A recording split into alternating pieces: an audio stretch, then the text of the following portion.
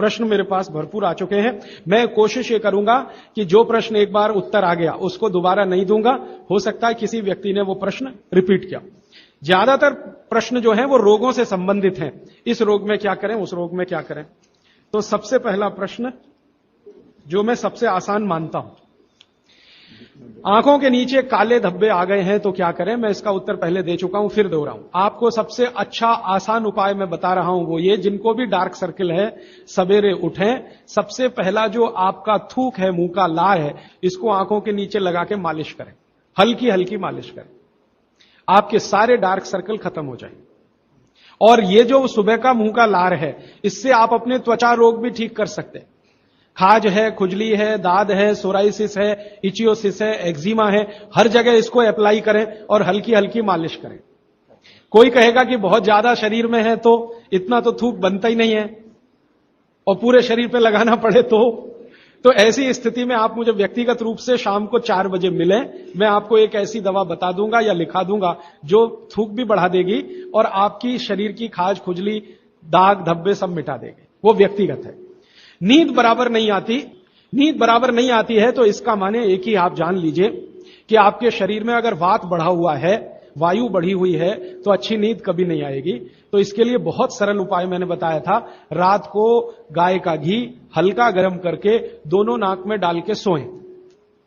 गाय का घी हल्का गर्म करके जब वो तरल हो जाए उतना ही गर्म करें और एक एक बूंद दोनों नाक में डालें और हल्के से खींचें, ज्यादा तेज नहीं, बस इतना करेंगे अंदर चला जाएगा। बहुत खींचने की जरूरत नहीं, क्योंकि आगे चला जाएगा, जहां नहीं जाना चाहिए वहां भी चला जा सकता है। तो हल्का खींचकर छोड़ दें और सो जाएं, भूल जाएं। फिर नींद बहुत अच्छी आएगी, खर्राटे बिल्कुल बंद हो जाएंगे, स्नोरिंग बिल्कुल खत्म हो जाएगी। नींद के समय जो खराब सपने आ रहे हैं वो सपने कभी आएंगे नहीं, अच्छे ही सपने आएंगे जब भी आएंगे।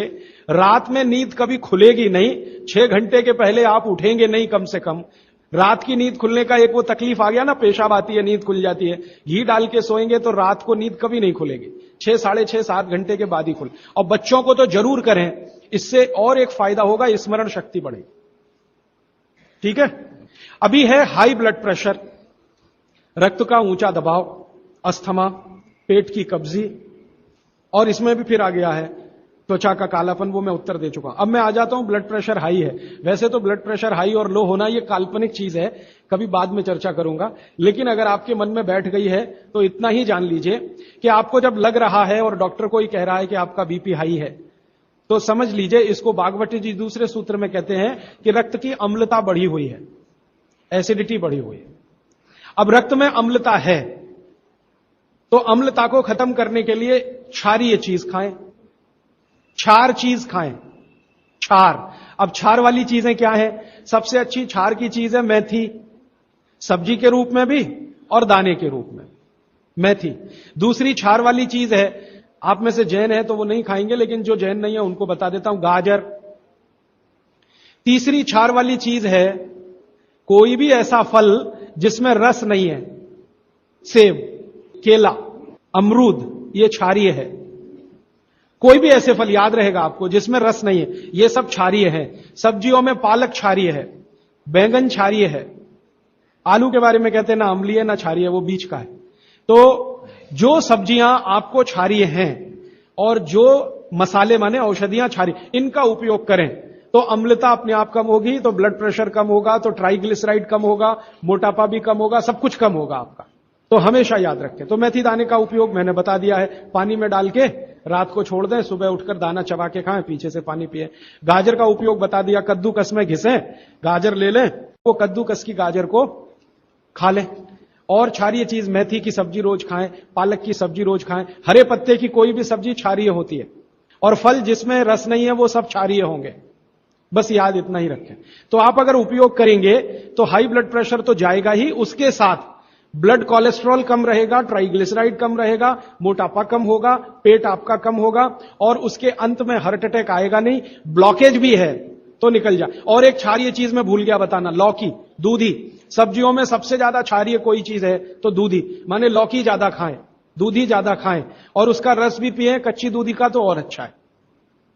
जितने भी हाई बीपी के मरीज हैं उनके। अस्थमा, अस्थमा भी जो एक बीमारी है ना, वो वायु के प्रकोप की बीमारी है। तो अस्थमा ज्यादा है, तो इसके लिए जो मैं बहुत बार बोल चुका हूं, फिर बोल रहा हूं, दालचीनी, ये क्षारीय है, दालचीनी का उपयोग करें शहद के साथ। शहद क्षारीय है, तो दालचीनी, शहद। शहद नहीं ले सकते तो गुड़। ये जो नारियल होता है ना, नारियल, मैंने आपको थोड़ी देर पहले एक बात कही है और मुझे याद आ गई, तो मैंने आपसे कहा जो भी फल में रस नहीं है वो क्षारीय है, और जो भी फल में रस है वो अम्लीय है। लेकिन ये नारियल अद्भुत फल है जो क्षारीय है, रस होते हुए भी। तो ये क्षारीय है। अब ये क्यों है, ये बाद का विषय। तो आप अगर अस्थमा से शिकार हैं, दमा के शिकार हैं, तो नियमित रूप से नारियल खाइए।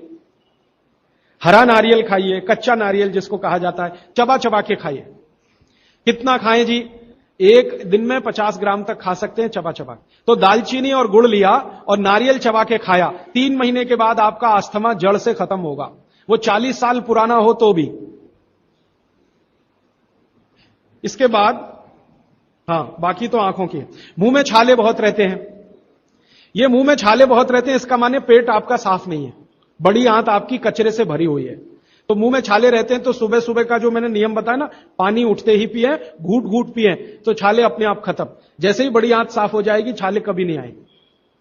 और अगर आपको ये करने के बाद भी छाले में आराम नहीं मिल रहा है, तो आपको एक सरल आसान दवा बता देता हूं, जो होम्योपैथी की दुकान में मिलती है, जो बड़ी आंत को सबसे जल्दी से साफ कर देती है। उस दवा का नाम है बोरेक्स। सुहागा, सुहागा आप सब जानते हैं ना, सुहागा आंत को साफ करने वाली सबसे तीव्र दवा है, तीव्र। इसी का डाइल्यूशन करके होम्योपैथी में बनाया बोरेक्स। तो ले लें, किसी भी होम्योपैथी की दुकान से खरीद लें, 30 पोटेंसी में या 200 पोटेंसी में। इसके 3 ही खुराक लेंगे तो जीवन भर के लिए छाले की बीमारी आपकी आएगी नहीं, क्योंकि यह तुरंत बड़ी आंत को साफ करता है। पानी करेगा, धीरे धीरे करेगा। बोरेक्स तो एक ही दिन में काम करता है, लेकिन बागवट जी कहते हैं ये एक ही दिन का चक्कर छोड़ना चाहिए, तुरंत हर चीज का रिजल्ट मिल जाए। वो कहते हैं जीवन में कोई भी चीज फास्ट है ही नहीं, हर चीज स्लो है। तो कोशिश करिए पानी से ठीक करें, और अगर आप बहुत परेशान हैं तभी बोरेक्स का इस्तेमाल करें। और ये दवा हमेशा पानी में डाल के लें, 1 बूंद डाल दें पानी में, और उस पानी के 3 हिस्से करके उसको पी लें। 1 कप पानी हो, आधा कप पानी हो, 1/4 कप पानी हो। अभी आगे का एक प्रश्न।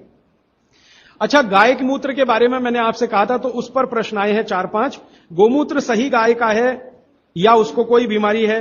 किस तरह की प्रॉब्लम हो सकती है? अगर गोमूत्र सही नहीं है तो उस हाल में क्या करना चाहिए? मैं आपको विनम्रतापूर्वक एक एक्सपेरिमेंट जो हमने किया वो बता देता हूं। गाय को हमने 6 साल जहर खिलाया। एक गाय पर यह एक्सपेरिमेंट हमने किया, 6 साल जहर खिलाया, सबसे खराब जहर खिलाया। उसका नाम है संखिया, अंग्रेजी में कहते हैं आर्सेनिक। तो हमने गाय को दिया, चारे में मिलाकर दिया, बहुत मामूली मात्रा में, क्योंकि हम जानते हैं ज्यादा देंगे तो गाय मर जाएगी। हमें यह देखना था कि ये थोड़ा थोड़ा जहर देते हैं तो उस पर असर क्या आता है। तो 6 साल जिस गाय पर हमने ये प्रयोग किया, वो गाय अभी भी जीवित है, अभी भी जीवित है और स्वस्थ है, तंदुरुस्त है। हमने हर बार उसको संखिया दिया और हर दिन उसके मूत्र में टेस्ट किया, आया कि नहीं आया, क्योंकि ऐसे कहते हैं ना, खाओ तो सब कुछ आने ही वाला है मूत्र में और ब्लड में। तो 6 साल लगातार उसको संखिया खिलाने के बाद भी उसके मूत्र में 1.0000 में चले जाएं, उतना भी संख्या कभी नहीं आया। अद्भुत है ये। अब मुझे पुरानी बात इसमें जोड़नी है। बहुत लोग कहते हैं ना, गाय के गले में शंकर भगवान का निवास है। वो शायद शंकर जी ने पी लिया। शंकर जी तो मशहूर है ना, खराब से खराब जहर पीने के लिए। तो शायद गले में शंकर जी हैं गाय के, तो वहीं रुका। और सच में हमने ये देखा, इसमें मैं एक्सेजरेशन नहीं कर रहा हूं, आप चाहें तो वो गाय कभी भी आके देख सकते हैं। हमने उसके गले के आसपास महसूस किया 6 साल में एक ब्लू कलर का रिंग बन गया है, ब्लू कलर का। और वहां से ब्लड निकाला, उसको टेस्ट किया तो उसमें पूरा संख्या है, माने आर्सेनिक है। गले के नीचे वो गया ही नहीं, गले में ही रुक गया। शंकर भगवान ने शायद रोक लिया।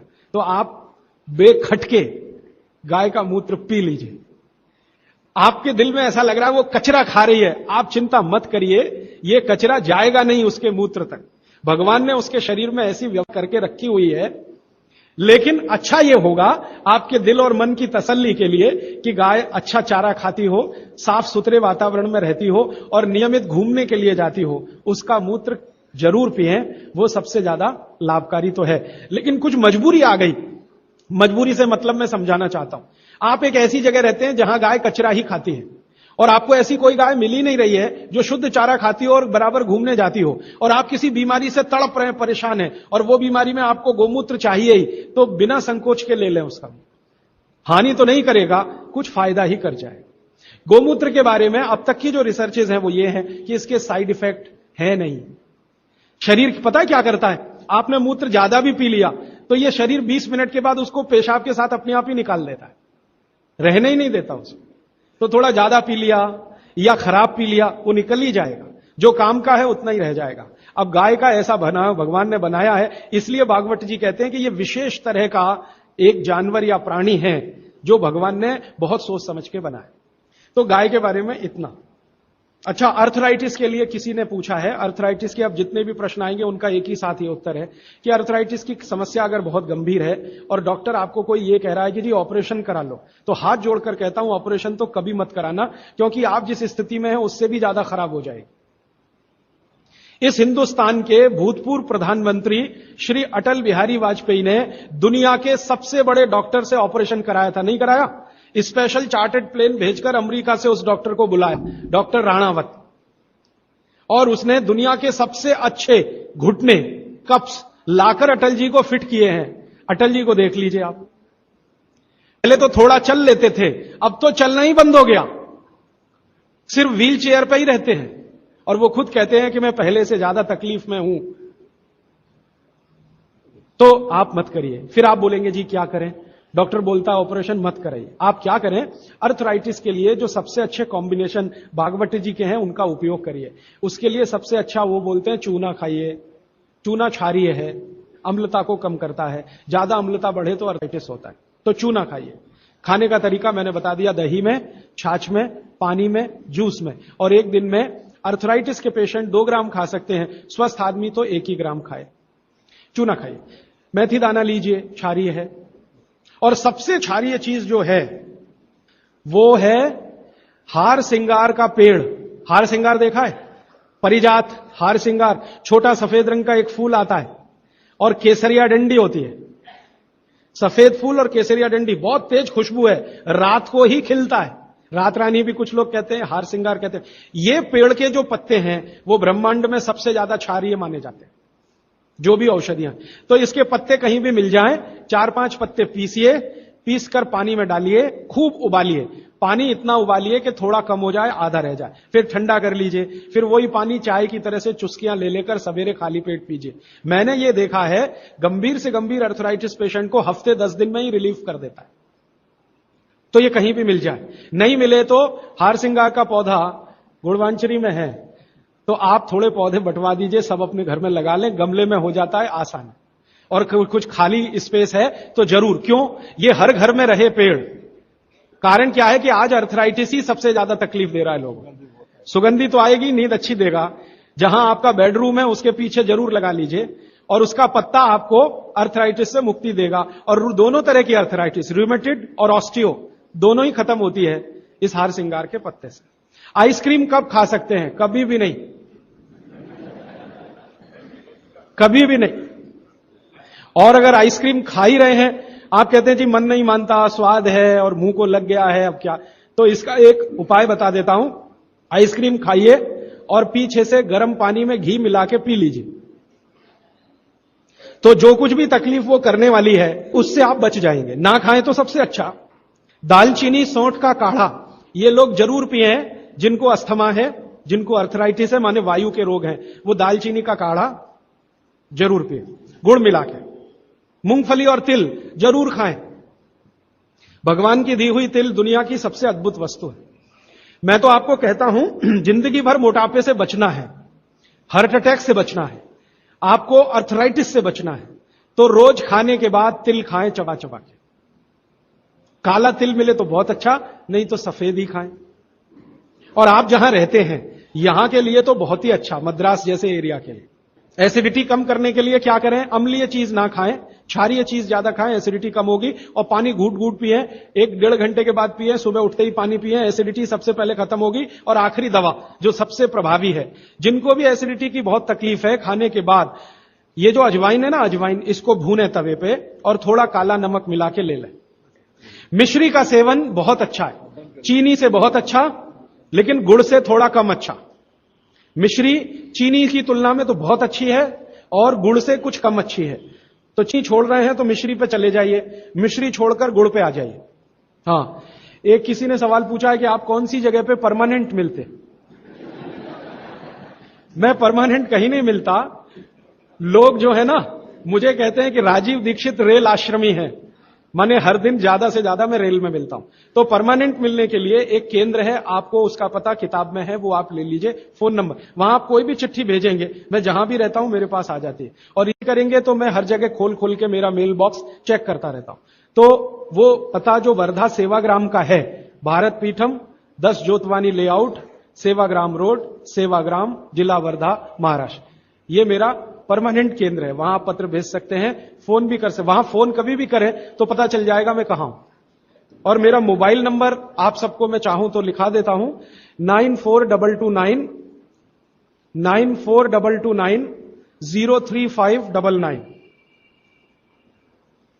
9422 03599, ये मेरा मोबाइल नंबर है। और ईमेल एड्रेस है rajivdixitaba@redixitab@rediffmail.com। और प्रदीप भाई, ये कभी भी आप इनको संपर्क करेंगे तो ये कहीं भी खोज के बताएंगे कि मैं कहां हूं।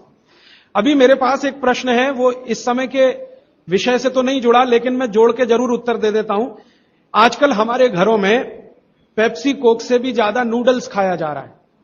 पेप्सी कोक कम हुआ है पिछले 2-3 साल में, अच्छा हुआ, नूडल्स खाया जा रहा है। तो नूडल्स के बारे में आपको एक जानकारी दे दूं कि सबसे खराब वस्तु अगर खाने की कोई हो सकती है, कचरे में कचरा, तो वो यही है नूडल्स। एक तो मैदे की है, ऊपर से सड़ा हुआ है। 6-7 दिन मैदे को सड़ा के रखा जाए तब नूडल्स तैयार होता है। और इस नूडल्स में टेस्ट लाने के लिए सुअर के मांस का रस मिलाया जाता है। बिना उसके नूडल्स बन ही नहीं सकता। जो मैगी है ना, मैगी या कोई भी नूडल्स, सुअर के मांस का रस, सड़ा हुआ मैदा, 6-6 दिन पुराना, उससे तैयार हुआ है। अब आप तय कर लो खाना है या नहीं खाना। एक प्रश्न है जिसका उत्तर दे नहीं सकता। किसी ने कहा आज की शिक्षा बहुत बेकार है, वैकल्पिक शिक्षा की बात बताइए। तो समय ज्यादा है, आप मुझे ईमेल करिए, मैं लंबा जवाब दूंगा। गाय का घी कान नाक में डालने के लिए मैंने बोला था, तो वो उत्तर दे चुका हूं, फिर रिपीट इसलिए कर रहा हूं कि गलती ना करें। घी को हल्का गर्म करना है, ज्यादा नहीं। गाय का घी नाक में डालने के लिए हमेशा हल्का गर्म करना है, ज्यादा नहीं। और एक ही बूंद एक नाक में, दूसरी बूंद दूसरी नाक। हां, एक बहुत अच्छा सवाल है, दैनिक जीवन में कौन सा नमक खाएं? सबसे अच्छा सेंधा नमक खाएं।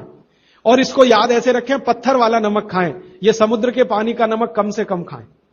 पत्थर वाला नमक एक तो सेंधा नमक है, दूसरा नमक है जो काला नमक है, ये आप ज्यादा उपयोग करें। मेरा तो कहना है कि आज से ही घर में नमक तो तुरंत बदल दें, बदलते ही आपको असर दिखाई दे जाएगा। आपको जो तकलीफ है ना ब्लड प्रेशर की, अर्थराइटिस की, ये नमक बदलने से ही बहुत आराम दे देगी आप। तो सेंधा ही नमक। किसी ने कहा है कि गोमूत्र अर्क लेने में पहले दिन खराब लगा, 3 दिन खराब लगेगा, 3 दिन, चौथे दिन से अच्छा लगेगा। तो छोड़े नहीं उसको, एक दिन खराब लगा छोड़िए मत, दूसरे दिन भी लीजिए, तीसरे। गोमूत्र अर्क है ना तो 1 चम्मच से ज्यादा मत लीजिए, और गोमूत्र प्योर है तो आधा कप लीजिए। किसी को प्रश्न है कि दिन भर नींद आती रहती है, क्या करें? वैसे तो नींद आए तो अच्छा है, लेकिन दिन भर नींद आए तो अच्छा नहीं है, तो क्या करें? इसका मतलब यह है कि आपके शरीर में एक क्षार बहुत कम है, और यह वही क्षार है जो आपको सबसे ज्यादा मिलता है चूने से। जिनको दिन भर नींद आती है वो चूना खाएं, मट्ठे में मिला के, छाछ में मिला के। नारियल का तेल बालों में जरूर लगाएं। किसी ने पूछा है, लगाएं? जरूर लगाएं। नारियल का तेल आप खा भी सकते हैं, क्योंकि आप चेन्नई में रहते हैं। अगर आप पटना में रहेंगे तो नहीं खा सकते नारियल का तेल, चेन्नई में रहते हैं तो जरूर खा सकते। मालिश करना चाहें जरूर करें। डायबिटीज के लिए क्या करें? डायबिटीज का जो सबसे अच्छा उपाय मैंने बताया था, मेथी दाना और त्रिफला चूर्ण। त्रिफला चूर्ण माने हरदे, बहेड़ा, आंवला, 1, 2, 3 अनुपात वाला त्रिफला चूर्ण 1 चम्मच, मेथी दाना 1 चम्मच, दोनों मिलाकर गर्म पानी में रात को रख दें। सवेरे उठकर इस पानी को पी लें और उसमें जो कुछ है चबा के खा लें। 3-4 महीने नियमित करेंगे, ब्लड शुगर नॉर्मल आने की पूरी संभावना है। और नहीं आए 3-4 महीने में ब्लड शुगर नॉर्मल, तो एक मुझे ईमेल जरूर करें या फोन करें। शुगर खाना नहीं खाना, चीनी बिल्कुल बंद कर दीजिए, क्योंकि यही अकेली चीज है जो पचती नहीं आसानी से। बाकी चीनी छोड़कर कुछ भी खाइए। पथरी अगर है शरीर में, और थायराइड, थायराइड का सबसे अच्छा उपाय है धनिया पत्ता है ना, धनिया पत्ता, इसकी चटनी, धनिया पत्ते की चटनी बनाइए, पानी में मिला के पी जाइए, पानी गुनगुना रहे। कितनी चटनी? 1 चम्मच चटनी, उसमें कुछ डालिए मत, नमक मिर्ची कुछ मसाला नहीं, खाली धनिया पत्ते की चटनी। और जब तक धनिया मिल रहा है तो ये हरे पत्ते की चटनी, धनिया मिलना बंद हो जाए तो सूखा धनिया। ये धनिया जो है ना, थायराइड की सबसे अच्छी दवा मानी जाती है। पथरी, पथरी जिसको भी है वो चूना कभी ना खाएं, ये याद रखें। कहीं भी शरीर में पथरी है तो चूना कभी ना खाएं। तो फिर क्या खाएं? एक दवा है पत्थर तोड़ दवा, क्या बोलते हैं आप उसको? पाखंड भेद। शोभा कांत जी के यहां वो दवा है पाखंड भेद, कहीं भी मिल जाएगा। तो आप इसका काढ़ा बना के पिए। ये जो पाखंड वेद है ना, इसका काढ़ा पानी में डाल के उबाल के, और ये दवा आसानी से होम्योपैथी में उपलब्ध है। और इसी दवा का होम्योपैथिक नाम है बर्बेरिस, बर्बेरिस वल्गेरिस। पाखंड वेद का बोटेनिकल नाम है बर्बेरिस वल्गेरिस। ये किसी भी होम्योपैथी की दुकान में मिलेगा। वो पूछेगा कैसे दूं, तो कहना मदर टिंचर में दो। ये कोई भी घर में रखिए आप, बिल्कुल निसंकोच इस्तेमाल करते हैं, साइड इफेक्ट कुछ नहीं है इस दवा का। बर्बेरिस वल्गेरिस मदर टिंचर ऐसा बोलिए तो ये हल्के गुलाबी रंग की होगी, डार्क कलर की भी हो सकती है। इसकी 10-10 बूंदें 1/4 कप पानी में डालकर दिन में 3-4 बार पिलाएं। 1 महीने 1.25 महीने में सारी पथरी टूटकर निकल जाएगी। और नहीं तो पाखंड वेद जो दवा मिले आयुर्वेद की, उसका काढ़ा बना के 15-20 दिन ले लें। काढ़ा जल्दी तोड़ता है पत्थर को, बर्बेरिस को समय ज्यादा लगता है। पानी में चूना मिला के पी सकते हैं, जरूर पीजिए, पथरी वाले नहीं। दांतों का दर्द, दांतों के दर्द की सबसे अच्छी दवा है लौंग। लौंग इस्तेमाल करिए, लौंग का तेल इस्तेमाल करिए। और दांतों में दर्द हो ही नहीं तो थोड़ा थोड़ा चूना खाते रहिए। और दांतों में दर्द हो ही नहीं तो दातुन करते रहिए, दंत मंजन करते रहिए, पेस्ट बंद कर दीजिए। हां, अभी एक जरूरी प्रश्न आया, शराब और गुटखा छोड़ने के लिए क्या करें? जरूर आप इसको ध्यान से नोट कर लीजिए, ये बहुत लोगों के काम। शराब, गुटखा, तंबाकू, सिगरेट और बीड़ी, ये 5 बुराइयां व्यसन के रूप में हमारे घरों में आई हैं और देश का सर्वनाश किया है। इनके बचने के लिए बहुत अच्छा है, संकल्प शक्ति से बचें तो अच्छा है। भागवत जी कहते हैं किसी भी व्यसन से बाहर आना हो तो संकल्प शक्ति के साथ आइए तो अच्छा। नहीं है संकल्प शक्ति तो दवा का उपयोग करिए। तो क्या दवाएं हैं आपके पास? सबसे अच्छी दवा है शुद्ध गाय का मूत्र, अर्क नहीं, शुद्ध गाय का मूत्र।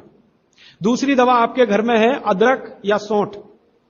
जिनको शराब से छुड़ाना है, बाहर निकालना है, उनको एक और सौंठ ज्यादा खिलवाइए, रस पिलवाइए अदरक का, सौंठ का काढ़ा बना के दीजिए, गुड़ मिला के दे सकते हैं सौंठ का काढ़ा बना के। और गोमूत्र पीने को बोलिए। नियमित रूप से अगर आधा कप भी गोमूत्र पिया तो 1.25 महीने में शक छूट जाती है। शराब जो पीते हैं, बीड़ी सिगरेट जो पीते हैं, उनके शरीर में एक केमिकल बढ़ जाता है, उसका नाम है सल्फर। और सल्फर को कम करने के लिए सल्फर ही चाहिए। आयुर्वेद में कहा है ना कि विष को विष मारता है, तो सल्फर बढ़ता है। तो सल्फर कम करने के लिए बाहर से सल्फर चाहिए, और बाहर का सबसे अच्छा सल्फर गोमूत्र में है। सर्दी जुकाम, सर्दी जुकाम ज्यादा है, बार बार है, सबसे अच्छी दवा है। आप अगर बच्चों के लिए ले रहे हैं तो कफ दूर करना है उनका, कफ नाशक सबसे अच्छी दवा मैंने पहले दिन बताई थी, शहद है। दूसरी शहद नहीं लेते तो गुड़ है, तो बच्चों को गुड़ दीजिए ज्यादा। एक उनको चूना भी दे सकते हैं, चूना कफ का भी नाश करता है, वात का तो करता ही है, कफ का भी करता है, तो चूना दे सकते हैं। गाय का घी नाक में डाल सकते हैं। हल्दी जबरदस्त कफ नाशक है, तो दूध में हल्दी मिलाकर दीजिए। और दूध हल्दी थोड़ा घी मिलाएं तो और भी अच्छा कॉम्बिनेशन है। तो जिनको सर्दी जुकाम बार बार होते हैं उसके लिए। पित्त बढ़ा है तो क्या करें? देशी गाय का घी खाइए। देशी गाय का घी गरम गरम पानी में डालकर पिए तो सब पित्त को शांत करेगा। और दूसरी चीज मैंने पहले बता दी है, अजवाइन और काला नमक, ये भी पित्त बढ़े तो शांत करेगा उसको। एक मेरे पास डिफिकल्ट केस है, ये मुझे व्यक्तिगत रूप से मिले। कोई एक महिला है, उसकी लंबाई लगातार बढ़ रही है। ये मुझे शाम को मिले 4 बजे। बाल उड़ गए तो क्या करें, बाल कम हो गए तो क्या करें, बाल झड़ रहे हैं तो क्या करें? तीनों में एक उपाय है। दही को तांबे के बर्तन में रखें, 5-6 दिन खूब खट्टा हो जाए, हरा हरा हो जाए, तो इसको बालों में मालिश करें। 1 घंटे के बाद बालों को शिकाकाई से धोएं। हफ्ते में 1 दिन जरूर करें। त्रिफला शहद और गुड़ के साथ, सबसे अच्छा है गुड़ के साथ, सुबह खाएं, और दूसरा चाहें तो शहद के साथ भी खाएं। त्रिफला को औषधीय के रूप में लेना है, औषधि ऐसी जो धातुवर्धक है, तो सुबह ही खाएं। और त्रिफला को रेचक के रूप में लेना है, माने पेट साफ करे, तो रात को ही खाएं, सोने के पहले। बहुत ज्यादा छींकें आती हैं, नाक से पानी गिरता है, थोड़े दिन चूना खिलाएं और गाय का घी नाक में डालें। 15-20 दिन में छींकें भी बंद होंगी, पानी गिरना भी बंद। केवड़ा डालकर जल पी सकते हैं क्या गर्मियों में? केवड़ा एक होता है ना, आयुर्वेदिक औषधि है। केवड़ा डाला हुआ जल सिर्फ गर्मियों में, मार्च, अप्रैल, मई, जून, बारिश जैसे ही शुरू हो केवड़ा वाला जल बंद कर दीजिए। केवड़ा और एक होता है खस, ये दोनों मिलाया हुआ जल गर्मियों में। अर्जुन की छाल लेने का समय सवेरे का, काढ़ा बनाकर दूध में, नहीं तो पानी में, शक्कर नहीं मिलाएं उसमें, गुड़ मिलाएं, अर्जुन की छाल। टॉन्सिलाइटिस की रेमेडी, टॉन्सिल्स की सबसे अच्छी रेमेडी हल्दी, हल्दी का दूध बच्चों को रात को पिलाएं, टॉन्सिल नहीं होगा। पिपरमेंट के बारे में किसी ने पूछा है, आप शाम को 4 बजे मिले, मैं थोड़ा विस्तार से बता दूं। यूरिक एसिड अगर शरीर में जमा है, तो मैंने आपसे बार बार कहा है क्षारीय चीजें ज्यादा खाएं, एसिड निकल जाए। सबसे अच्छी क्षारीय चीज गोमूत्र पी लें, यूरिक एसिड एकदम साफ कर देता है गोमूत्र, लेकिन प्योर गोमूत्र। उड़द की दाल दालों का राजा है, बिल्कुल सही है, लेकिन दही के साथ नहीं। खाली उड़द की दाल खाइए, दालों का राजा है, बिल्कुल सही बात है, दही के साथ नहीं, दही के साथ ये जहर है। सुबह दूध पी सकते हैं, मैंने मना किया है, सुबह जूस पीना है, दोपहर को छाछ और रात को दूध, लेकिन पीना ही है अगर तो आंवले के साथ पिए, ना पिए तो अच्छा, सुबह का दूध ही पीना है तो आंवले के साथ। मोटापा कम करने के लिए उपाय बता दीजिए, आप लिख लीजिए इसको, नहीं तो याद कर ले। जिनको भी मोटापा कम करना है उनको क्षारीय चीजें ज्यादा खानी है, तो मैंने आपसे कहा गाजर खाइए, गाजर नहीं खा सकते, दूध ही खाइए। अब खाएं कैसे? गाजर को कद्दूकस में घिसिए और उसके लच्छे बनेंगे। फिर थोड़ी एक और क्षारीय चीज आपको आजकल उपलब्ध है, सेब, सेब पूरा क्षारीय होता है, तो सेब को कद्दूकस में घिसिए, दोनों बराबर मात्रा में मिला के सुबह पेट भर के खा लीजिए। 3 महीने लगातार खाइए। फिर अगले 3 महीने इसको बैलेंस करने के लिए आंवला खा लीजिए, आंवला 2-3 आंवला रोज मुरब्बे के रूप में, या कह, फिर 3 महीने आंवला हुआ, फिर वापस इस गाजर और इस पे आ जाइए। तो साल भर अगर आप करेंगे तो बहुत आराम से 1/3 वजन तो आपका घट ही जाएगा, हो सकता है किसी का आधा भी हो जाए। ह्यूमन यूरिन के बारे में आपने पूछा, मैंने पहले ही बताया, अगर आप शाकाहारी हैं तो अपने मूत्र का भी इस्तेमाल कर सकते हैं, लेकिन गोमूत्र उससे हमेशा बेहतर है। बच्चे पेशाब करते हैं बिस्तर में, इसके लिए क्या करना? खजूर खिलाइए। खजूर छोटे छोटे टुकड़े काटकर बच्चों को खजूर दूध में डालकर, छोटे छोटे टुकड़े दूध में डालकर उबालिए, खूब उबल जाए, फिर वो दूध पिलाइए, खजूर खिलाइए, तो रात का बिस्तर का पेशाब उनका बंद हो जाए। वो एक प्रश्न है, वो कब्जियत से जुड़ा हुआ है, वो ये कहते हैं कि जल्दी से संडास उतरती नहीं है, क्या करें? रात को त्रिफला चूर्ण खा के सो जाइए, नहीं तो दूध में घी मिलाकर पी लीजिए, ये सबसे अच्छा है। दूध में घी मिला के रात को सोने से पहले पिए तो सवेरे संडास बहुत आसानी से उतरती है और सबसे कम समय में पेट साफ होता है। नहीं तो त्रिफला भी ले सकते हैं 3 महीने। देखिए, एक नियम हमेशा याद रखिए, जो मैं बार बार कह, लगातार कोई भी दवा आयुर्वेद की 3 महीने से ज्यादा मत खाइए, और अगर जरूरत पड़ रही है तो थोड़े दिन ब्रेक दे दीजिए, 15 दिन का, 10 दिन का, 20 दिन का ब्रेक के बाद फिर अगले 3 महीने ले सकते हैं, फिर ब्रेक दे दीजिए। फिर ये नियम बहुत जरूरी है, नहीं तो तकलीफ बहुत दूसरी भी हो सकती। पीठ की हड्डी में दर्द है, चूना, चूना खाइए। बच्चों को खांसी की एलर्जी अगर है तो नियमित रूप से, मैंने कहा ना, ऐसी चीजें दीजिए, कफनाशक है, सूंठ है, पान का पत्ता है, शहद है, गुड़ है, ये सभी कफनाशक हैं। कितनी उम्र के बच्चों को त्रिफला दिया जा सकता है? अगर छोटे बच्चे हैं तो त्रिफला ना देकर आंवला दीजिए, और त्रिफला देने का समय अगर शुरू कर रहे हैं बच्चों को तो थोड़ा 3-4 साल हो जाने दीजिए उनका, 3-4 साल के पहले दे सकते हैं तो आंवला दीजिए। और वैसे तो मेरा कहना है 14 साल की बच्चों को आंवला ही अच्छा है, त्रिफला उनको ना ही दें, त्रिफला एक उम्र के बाद ही सबसे अच्छा होता है। बहुत अधिक उम्र में घुटनों का दर्द, कमर का दर्द, तरीका मैंने वही बताया, चूना सबसे अच्छा है। अधिक उम्र में चूना सबसे अच्छा, अर्थराइटिस के लिए, घुटनों के दर्द। एड़ी का दर्द और कोहनी का दर्द तो ऐसे ही मिट जाएगा जब पानी घूट घूट पीने लगेगी। जल्दी भूल जाए, स्मरण शक्ति कम हो, गाय का घी नाक में डालना सोते समय। नींद जल्दी ना आए तो क्या करना, गाय का घी नाक में डाल के सोना। हां, एक बहुत इंटरेस्टिंग प्रश्न आया, वो पहले दिन का जो मेरा व्याख्यान था कि फ्रिज का क्या करें, तो मैंने तो बोला था कि ये बंद कर दें।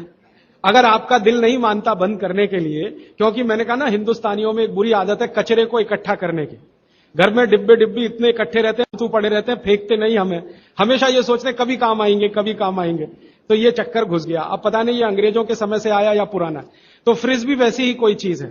तो एक बहन ने या किसी ने सवाल ये लिख के भेजा है कि फ्रिज में से हमने सब्जी निकाल के 48 मिनट रख दी, तो अब उपयोग कर सकते हैं? हां, कर सकते हैं। उसको शायद ये बात अच्छे से समझ में आई। वो 48 मिनट का जो किस्सा मैंने बताया ना, तो वो चाहती नहीं है कि फ्रिज घर के बाहर जाए, किसी तरह इसका उपयोग होता रहे।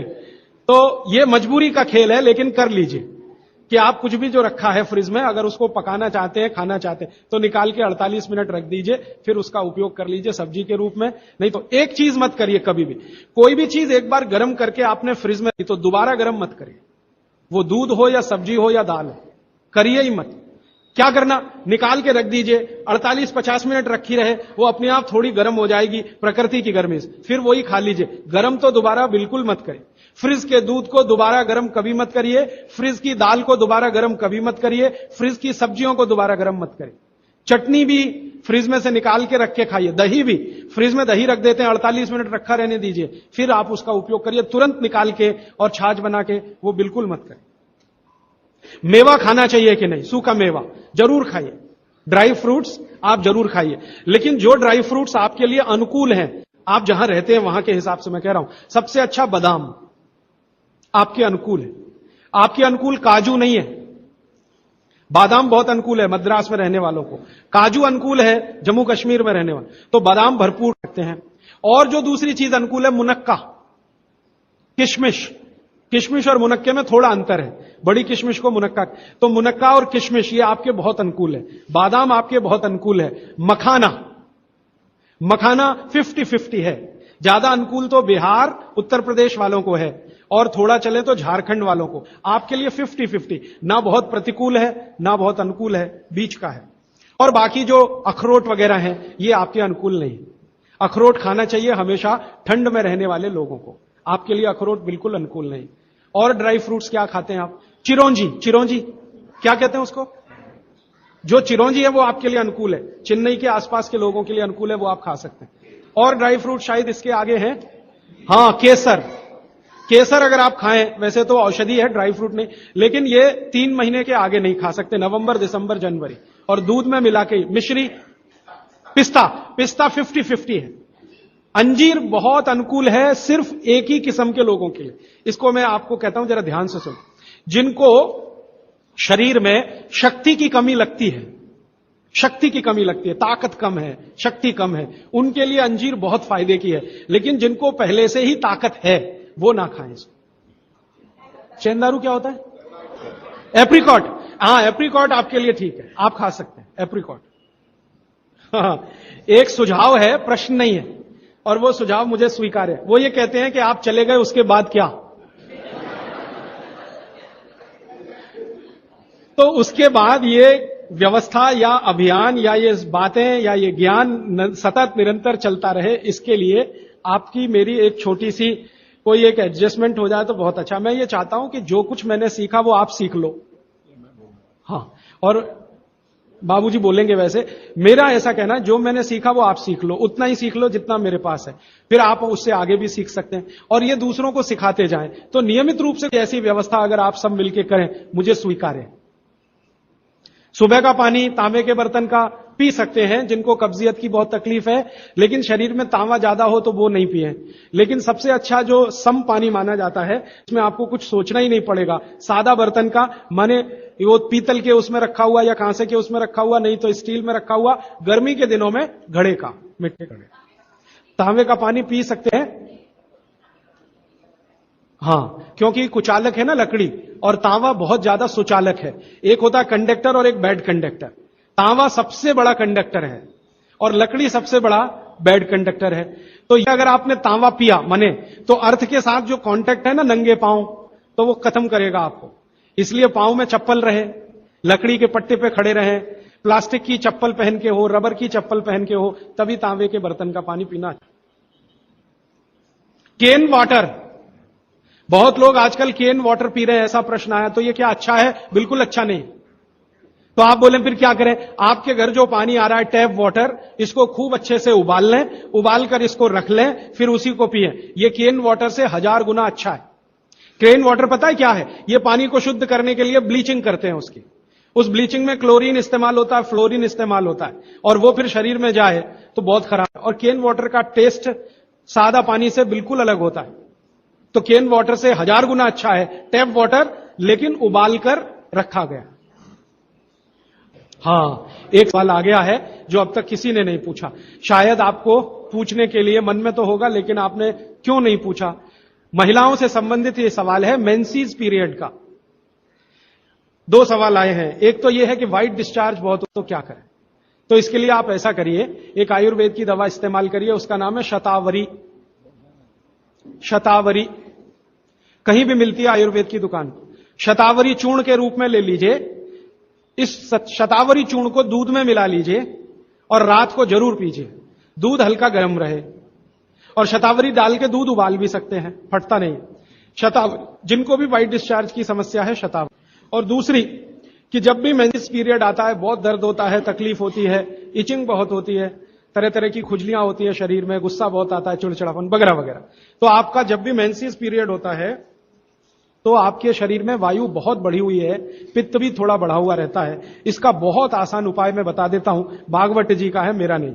वो ये कहते हैं कि मेंसेस पीरियड में सब कुछ ठीक रहे, समय से आए, समय से जाए, ज्यादा रक्त ना निकले और कम भी ना हो, इस सब चीज ठीक रखने के लिए गरम गरम पानी में, जो इतना गरम हो जैसे चाय होती है, घी मिला के पिए।